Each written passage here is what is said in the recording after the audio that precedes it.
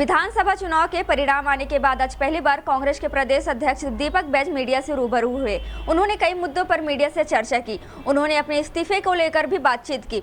आपको बता दें कि मीडिया से चर्चा करते हुए उन्होंने कहा कि उन्हें जनता का जनादेश स्वीकार है।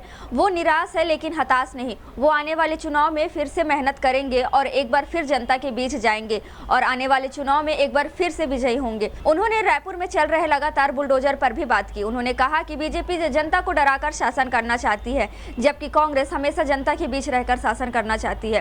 और भी कई मुद्दों पर दीपक बैज ने मीडिया से चर्चा की। चलिए आपको बताते हैं उन्होंने क्या कुछ कहा। कि छत्तीसगढ़ में हमारी सीटें कम आएगी। जिस तरह से 2018 से 23 तक प्रदेश की जनता ने जनादेश दिया कांग्रेस को और हमारे मुख्यमंत्री भूपेश बघेल जी के नेतृत्व में 5 साल सरकारें चली, जनता का अच्छा काम हुआ। बस्तर से लेकर सरगुजा तक सभी वर्ग, सभी जाति, सभी समाजों के लिए अच्छा काम हुआ। शिक्षा के क्षेत्र में, स्वास्थ्य के क्षेत्र में बेहतर काम हुआ।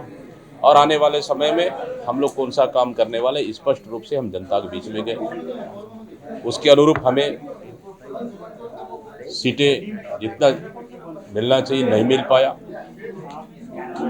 एक सोचने वाली बात है, लेकिन फिर भी जनादेश का सम्मान करते हैं। भारतीय जनता पार्टी को बधाई, उनको बहुमत मिला, सरकार चलाए, अच्छा काम करे और जो जो वादाएं उन्होंने किए हैं जनता के बीच में जाकर, हमें पूरा उम्मीद है कि उन वादाओं को पूरा करेंगे।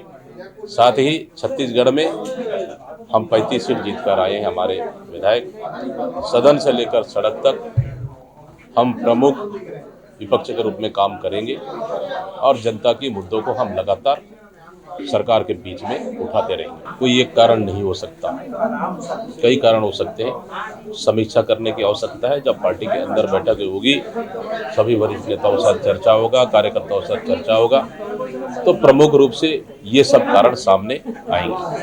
मुझे किसी के बयान पे मुझे कुछ नहीं कहना है, लेकिन जब कुछ भी बात आती है, कुछ भी बयान आएगा, कुछ भी चर्चा होगी तो पार्टी के अंदर होगी। जब पार्टी के अंदर चर्चा होगा तो निश्चित रूप से सभी लोगों के विचार लिए जाएंगे, सभी लोगों की राय लिए जाएंगे, सभी लोगों के कारण लिए जाएंगे और सभी लोगों से चर्चा की। सर, आप इस्तीफा देंगे क्या? जिस तरीके से कमलनाथ जो इस्तीफा दे दी है, तो छत्तीसगढ़ के इसमें आप इस्तीफा देंगे? देखिए, हम लोग सामूहिक नेतृत्व में चुनाव लड़े और कलेक्टिव लीडरशिप में चुनाव लड़े। हाईकमान इस पे चर्चा करेगी, विचार करेगी। अच्छा, ये आप एक सवाल मेरा, आप जो है चित्रकूट विधानसभा सीट को ही नहीं समझ पाए, वहीं से आप आ गए। देखिए, सवाल सिर्फ एक विधानसभा का नहीं है।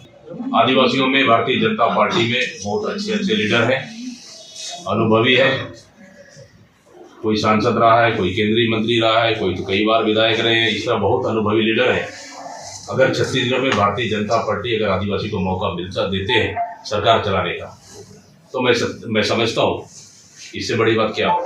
अच्छा, आदिवासी क्षेत्रों में सबसे ज्यादा आप पीछे हुए, क्या लगता है आदिवासियों को रिझाने में नाकाम रहे? देखिए, हमारी सरकार ने आदिवासियों क्षेत्रों के लिए बेहतर काम किए। जो 15 साल की सरकार ने बस्तर से लेकर सरगुजा तक काम नहीं कर पाई, वो हमारी सरकार ने काम किया, लेकिन उसके अनुरूप सफलता नहीं मिल पाया। इसका समीक्षा करेंगे।